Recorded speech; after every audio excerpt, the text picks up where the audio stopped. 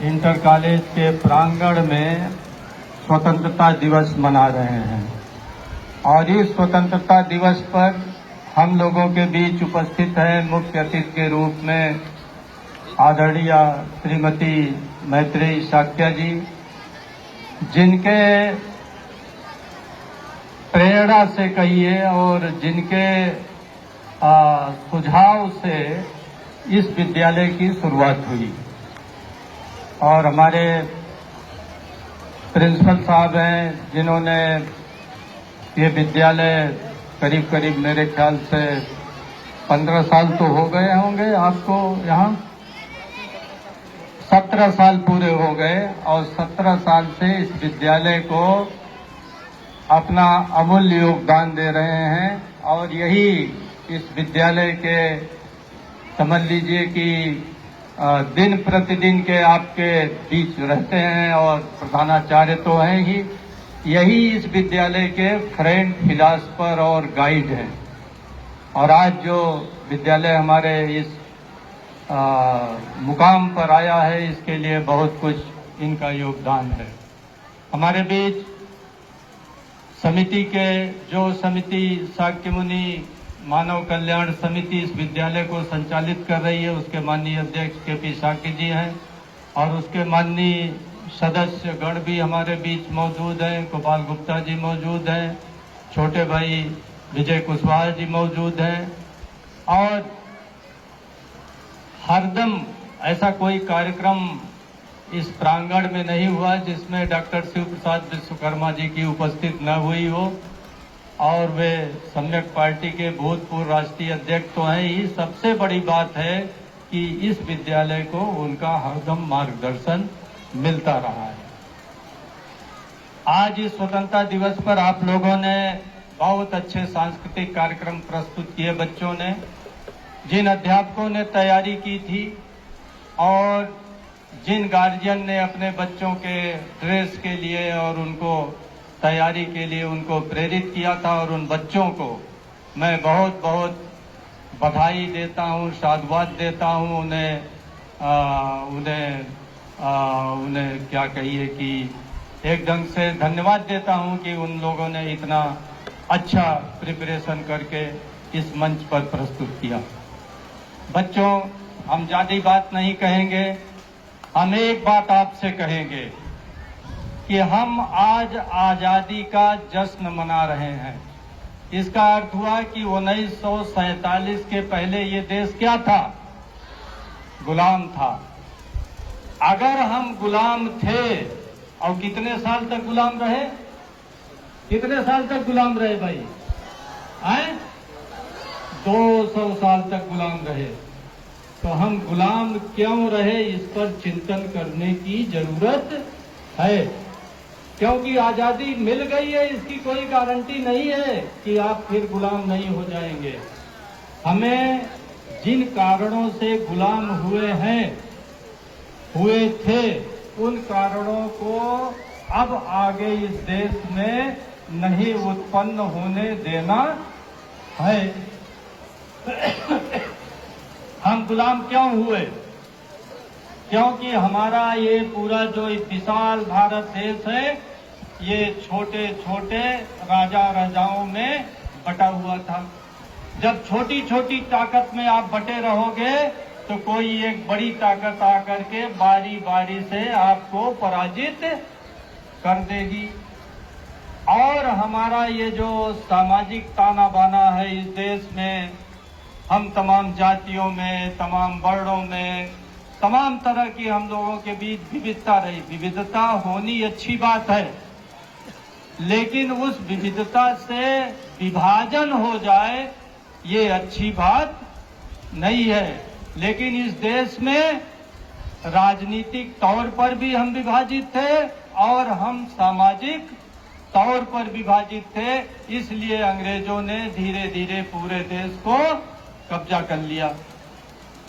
अब आगे ये देश मजबूत हो, ज्ञान विज्ञान में आगे हो, उद्योग में आगे हो और हम लोग सब मिलजुल करके रहें, इसकी जिम्मेदारी किसकी है? किसकी है? क्योंकि अब कोई राजा महाराजा, कोई मुगलिया खानदान या कोई बादशाह या कोई सम्राट, अगर ये देश फिर इस देश का पतन होता है, अगर इस देश में फिर से गुलामी होती है, तो उसके लिए कौन जिम्मेदार होगा? आप ही लोग जिम्मेदार, हम लोग सब जिम्मेदार होंगे। अब भारत के संविधान ने देश को चलाने की जिम्मेदारी किसको दी है? किसको दी है? आप लोगों को दी है।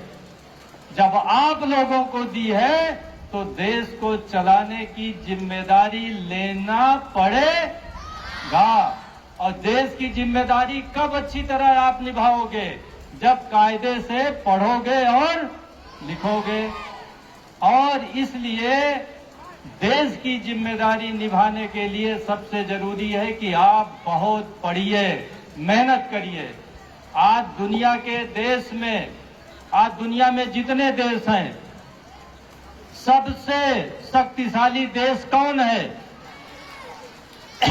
जिसके पास धन है कि जिसके पास ज्ञान है? पहले ज्ञान आया कि पहले धन आया? अमेरिका में पहले ज्ञान आया तब धन आया, लेकिन उन्होंने अपने ज्ञान का उपयोग, उन्होंने अपने धन का उपयोग ज्ञान पैदा करने के लिए और ज्ञान का उपयोग धन पैदा करने के लिए किया। बच्चों, मैं चाहता हूं कि आप लोग इस विद्यालय में ज्ञान अर्जित करो और उस ज्ञान को आगे अपने जिंदगी के हर क्षेत्र में उसका प्रयोग करो। आप अच्छे डॉक्टर बनो, इंजीनियर बनो, आईएएस बनो, पीसीएस बनो, प्रशासक बनो, अच्छे नर्स बनो, अच्छे मतलब जिस क्षेत्र में अच्छे टीचर बनो, जिस क्षेत्र में भी जाना हो उस क्षेत्र में जाओ।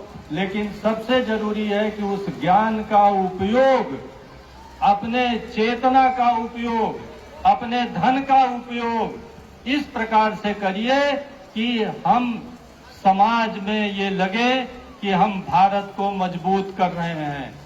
हम एक दूसरों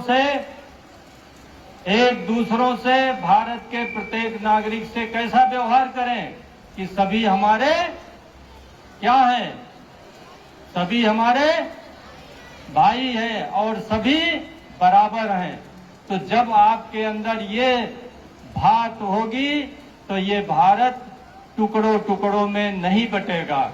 अब भारत को चलाने की जिम्मेदारी आपकी है। और जैसा मैंने कहा, भारत चलेगा, मजबूत होगा तो ज्ञान से होगा, धन से होगा, समृद्धि से होगा। और यहाँ नागरिकों का जो शऊर और संस्कार विकसित होगा कि हम मिलजुल करके रहें, प्रेम मोहब्बत से रहें, भाईचारा से रहें, शील सदाचार से रहें और जहां भी रहें अपने परिवार का, माता पिता का और इस भारत देश का नाम रोशन करते रहें। आप लोगों ने सुना होगा, व्हाट्सएप तमाम बच्चे देखते नहीं तो उनके पिताजी जानते होंगे, यहाँ अभिभावक भी हैं कि हमारे देश के कई लोग विदेशों में गए। और विदेशों में तो इतनी ईमानदारी है कि जहां बड़े बड़े बाजार हैं वहां सामान आप ले लीजिए और काउंटर पर ला करके अपने से बिल बनाकर पेमेंट कर दीजिए, कोई आदमी भी नहीं रहता। तो हम तो भारत वाले कभी कभी चोरी करने की भी आदत है ना, गलत संस्कार पड़े हुए हैं, तो उन्होंने चोरी कर ली और वो पकड़े गए। तो बेइज्जती किसकी हुई? उनकी तो हुई बेइज्जती, लेकिन सबसे ज्यादा बेइज्जती किसकी हुई? देश की हुई। तो इसलिए बच्चों, देश बड़ा है, आपके माता पिता की इज्जत बड़ी है, आपके समाज की इज्जत बड़ी है और सबसे बढ़कर के इस विद्यालय की अब इज्जत आपके साथ जुड़ गई है। आप जहां रहें ज्ञानी बनकर रहें, आगे रहें, खूब पढ़ें, खूब लिखें, प्रेम मोहब्बत से रहें, शील सदाचार से रहें और इस देश को उन्नत बनाए। इसी के साथ मैं सभी लोगों को फिर से बहुत बहुत बधाई, बहुत बहुत साधुवाद, बहुत बहुत शुभकामनाएं इस स्वतंत्रता के दिवस के अवसर पर। और आइए हम सब मिलकर इस देश को महान बनाएं, इस विद्यालय को महान बनाएं। जय हिंद, जय भारत। बहुत बहुत धन्यवाद सर जी। एक व्यक्ति है या छात्र है, वो आए हैं डॉक्टर शिव प्रसाद विश्वकर्मा जी को कुछ भेंट करना चाहते हैं। वो व्यक्ति आए जो